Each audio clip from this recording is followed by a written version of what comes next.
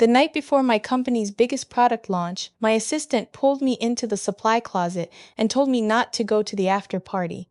Not in a dramatic way. She didn't grab my arm or whisper urgently like something from a movie. She just stepped in front of me in the hallway outside the conference room, looked me dead in the eyes, and said, "Don't go tonight. And if you do, don't drink anything, don't sign anything, and listen more than you talk." Her name is Penny. She's been with me for 6 years. She watched me build my consulting firm from a folding table in my apartment. She knows where I keep my emergency granola bars and which clients make me cry in the parking lot before calls. I laughed. "Penny, it's a celebration. We just closed the biggest deal this firm has ever seen." She didn't laugh back. "I know," she said, "that's what worries me. I should have listened right then. I didn't. My name is Tatum. I'm 31. I ran a mid-sized operations consulting firm in Chicago that I built from nothing at 24, right after I got laid off from a corporate job that had chewed me up for 2 years and spit me out without a reference letter. I had no investors, no safety net, no fancy MBA. Just a client I'd picked up through a mutual friend, a laptop that overheated if you ran more than 3 tabs, and a stubbornness my mother called a character flaw and my grandmother called a survival skill. By year 3, we had 8 full-time employees. By year 5, we had a client list that included 2 regional hospital networks, a logistics company that operated across 4 states, and a mid-sized manufacturing firm that had been hemorrhaging money until we restructured their operations and turned them profitable inside of 14 months. I was proud of what I'd built. Genuinely, quietly proud. The kind of proud you don't post about because you're afraid if you say it out loud something will go wrong. My business partner's name was Gideon. We met at a networking event 6 years ago, back when I was still in my apartment table era. He had the charisma I didn't. He could walk into a room and make everyone feel like they'd been waiting for him. I was the one who stayed late, rewrote the proposals, figured out why a client's supply chain was broken at the 3rd tier. We were complementary. That's what we always said. Complementary. He brought in relationships. I made the relationships worth having. What I didn't fully understand until much later was the difference between being complementary and being indispensable. Gideon had the relationships. But I had built every system, every process, every framework the company ran on. I had negotiated the master service agreements. I had insisted, quietly, methodically, on specific contractual language in every client retainer that required my written sign-off on any major operational transition. I did it for efficiency. That's what I told myself. I did it because somewhere deep down I think I knew. The launch party was at a rooftop venue in the West Loop. Open bar, good lighting, the kind of soft ambient music that says we made it without being tacky about it. The deal we were celebrating was a 2-year contract with a national retail chain. The kind of client that meant we'd need to expand, hire, maybe even open a second office. Gideon had handled the relationship side. I had built the entire proposal, the operational roadmap, the implementation timeline. I'd pulled 3 consecutive all-nighters in the final week. My eyes had been so dry. I'd started wearing reading glasses I didn't technically need just to give them something to blame. But I went to the party, because I was proud, because I had earned it, because I didn't listen to Penny. I was on my 2nd glass of sparkling water. I don't drink at work events, ever, another habit my grandmother would have called wisdom. When I noticed something. Gideon was in the corner with our attorney Marcus Webb and a man I didn't recognize. Not a client, not a vendor. The way they were standing, slightly angled away from the room, voices low despite the noise, wasn't the posture of celebration. It was the posture of transaction. I watched for a while, kept my face easy, kept smiling at people who stopped to congratulate me. And then I excused myself and went to find Penny, who was near the elevator bank scrolling her phone with the look of someone who had been waiting. "The man in the gray suit," I said. "Who is he?" She didn't look up from her phone right away. Then she said, "His name is Douglas Hart. He runs an acquisition firm out of Atlanta. They specialize in boutique consultancies." I went very still. "How do you know that?" Because 2 weeks ago, Gideon asked me to book a private conference room under a different company name, and when I brought in the water and set up, I saw the folder on the table before anyone noticed me. She finally looked up. "I'm sorry I didn't tell you sooner. I wasn't sure what I was looking at. I'm sure now." I went home that night without saying anything. Not to Gideon, not to Douglas Hart, not to Marcus, who had been my attorney too, until apparently he wasn't. Pain doesn't always announce itself. Sometimes it sits down across from you very quietly and waits while you work through the math. I sat at my kitchen table at 11:47 p.m. still in my dress from the party. I poured myself a glass of water I didn't drink. And I started thinking through every document I had signed in the past 6 months. There had been one, 3 months ago. A restructuring memo for tax purposes. Gideon had sent it through DocuSign on a Friday afternoon with a note that said, "Accountant's request before end of quarter pretty standard." I'd skimmed it. I had a client call in 20 minutes and a proposal due by end of day. The language was dense but nothing that jumped out. I had signed it. I pulled out my laptop and found the document. I read it, all of it. This time slowly. It was not standard. Buried in the fourth section, under language about operational restructuring for tax optimization, was a clause that amended the equity agreement between Gideon and me. A clause that reclassified a portion of my ownership stake as deferred performance equity, subject to a vesting schedule that didn't fully vest for another 18 months. And a clause that granted Gideon unilateral authority to execute strategic partnership agreements on behalf of the firm. I had signed over the right to stop him from selling us. I sat with that for a long time. Here's the thing they never tell you about being competent. People learn to use your competence against you. They hand you something that looks like paperwork, and they count on the fact that you have 17 other things on your plate and you trust them, and you've been doing this together long enough that the idea of betrayal feels like a foreign language you never learned to speak. I didn't cry. Not right then. I opened a new document and I started making a list. By 2 a.m., I wasn't sad anymore, I was architectural. I went through every master service agreement we had with every active client. My name was on all of them as primary contact and operational lead. That was standard. I was the one who actually managed the work. But there was something else. 3 years ago, when we'd had a vendor dispute that nearly cost us a major client, I had rewritten our standard agreement template. I added a clause, Section 12, Operational Continuity, that required written consent from both founding principals before any change of control event could take effect for existing client relationships. Both founding principals. Not one, both. I had forgotten I put it there. Gideon had apparently never noticed. I checked every active client contract. Section 12 was in all of them. Without my consent, the acquisition couldn't transfer our existing client relationships. Without the client relationships, the firm had no actual value to an acquirer.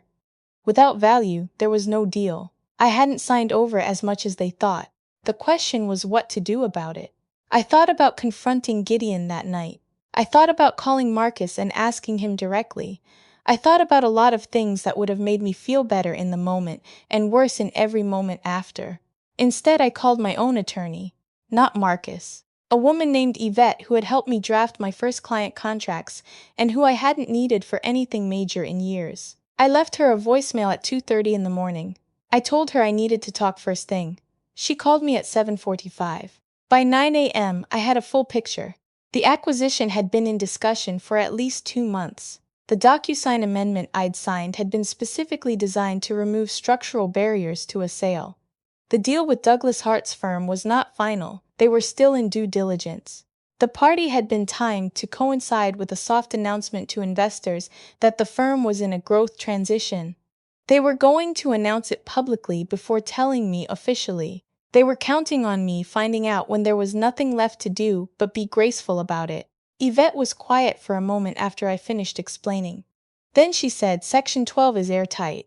You didn't waive it in the amendment. It's a separate provision in an external contract. The amendment only affects your internal equity structure, so they can change my ownership stake," I said.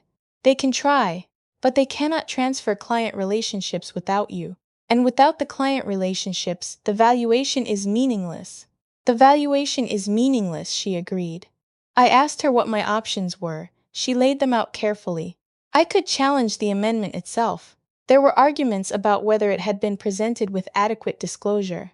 I could exercise Section 12 and simply refuse to consent, which would stall the acquisition indefinitely. Or I could do something else. I could let them believe the deal was on track while I quietly reached out to our 3 largest clients directly. Not to poison the well, but to ask professionally whether they'd received any communication about a change in operational leadership. They hadn't. Each of them said some version of the same thing. They had signed with us specifically because of the operational team. If there was a leadership transition, they'd need to reevaluate. I didn't tell them to reevaluate, I just answered their questions honestly. I confirmed that there had been internal discussions about the firm's structure that I wasn't able to comment on at this time. I told each of them that their service continuity was something I took seriously, and that I'd be in touch soon with more clarity. That was enough. By Wednesday morning, Gideon was texting me, "We need to talk. Tatum, call me. This is getting complicated. I don't know what you said to Hartwell Group, but they're asking questions." I responded to the last one. "I'm available to meet Thursday at noon.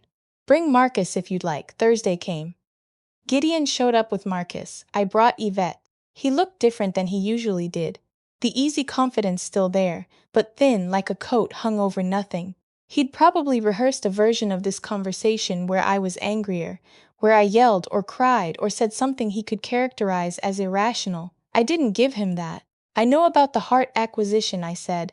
"I know about the amendment. I know about the timeline." I paused. "I also know about Section 12. Marcus shifted in his seat. "I'm not here to blow this up," I continued. "I'm here to understand what you think was going to happen." Gideon tried the version where it was all strategic, and he'd been meaning to loop me in. He tried the version where the amendment was routine, and I was reading too much into it. He tried the version where this was actually good for me. A clean exit, real money, no more operational stress. "You were going to let me find out at the announcement," I said. He didn't answer. "You brought in a client last year," I said. "I built the infrastructure that made that client worth having. I built the contracts. I built the team. I built the framework that made this firm something an acquisition company would want to buy." I looked at him steadily. "You were going to sell what I built and tell me about it after the papers were signed." Silence. "Here's what I want," I said. I slid a folder across the table. Inside was a buyout proposal. Fair market valuation of my equity stake, not the amended version, the original, plus a consulting transition fee, plus a release of any claims against the Section 12 provisions. In exchange, I would consent to the acquisition and cooperate with the transition for 90 days. I had priced it high enough to be serious and low enough to be credible. "You have until Monday," I said. "If I don't hear by Monday, I'll exercise Section 12, and the clients will need to make their own decisions about continuity. I imagine Hartwell Group will find that complicates their timeline." Gideon stared at the folder. "You'd tank the whole deal," he said. "No," I said. "You already did that when you decided I was a liability instead of a partner. I'm just deciding what to do with the wreckage." I stood up. Yvette gathered her things. Gideon said my name once quietly as I reached the door. I don't know if it was an apology or a question or something else. I didn't turn around to find out. Monday came. The funds transferred by 3 p.m. I resigned publicly the following day. Short statement, professional. I was proud of what we'd built together and was excited for the next chapter. The Hartwell acquisition closed 6 weeks later. 3 of our major clients renegotiated their contracts under new terms. 2 of them reached back out to me within 2 months. But before any of that happened, on the afternoon that the wire cleared, I drove to the office, not to clean out my desk. I'd already done that quietly the week before. I went because I wanted to find Penny before the end of the day. She was at her desk, which she usually left promptly at 5. It was 4:43, she was still there. "You stayed," I said. "I figured you might come by." I sat down in the chair across from her, the one clients used to sit in when they were waiting. "You tried to warn me," I said. "Before the party. I didn't listen. You listened eventually because of you." She shook her head the way she always did when I gave her credit. "You did the work, Penny." I waited until she looked at me. "What do you want to do next?" She blinked. "What do you mean?" "I mean, I'm starting something new. Small for now. Just me, probably 1 or 2 clients to start. And I'd like you to come with me if you want to. Better title. Better salary. Equity stake this time, structured properly, with a very good attorney reviewing every clause." She was quiet for a moment. Then she laughed. A short, real laugh. "You put equity in the offer. I learned something recently about what happens when you don't." She came with me. Of course she did. That was 8 months ago. We now have 4 clients, 2 full-time hires, and a lease on a small office space in Wicker Park, with enough room for the team we're building. One of our new clients came through a referral from And I still find this quietly satisfying, a contact Gideon had originally introduced me to 3 years ago. The relationships, it turned out, were mine too. People ask me sometimes if I'm angry, if I feel like I lost something. I think about that question more than I probably should. Here's what I know: I didn't lose the company. What I lost was the version of the story where Gideon was who I thought he was. That version of the story was never real. It just took the supply closet conversation with Penny, and a long night at my kitchen table, and a very careful rereading of Section 12, to figure that out. I'm not building the same thing I built before. I'm building something better. Something where the contracts say what I mean them to say. Where the people around me are there because they chose to be. Where nobody has to hide what they're planning, because what we're planning isn't something anyone needs to hide.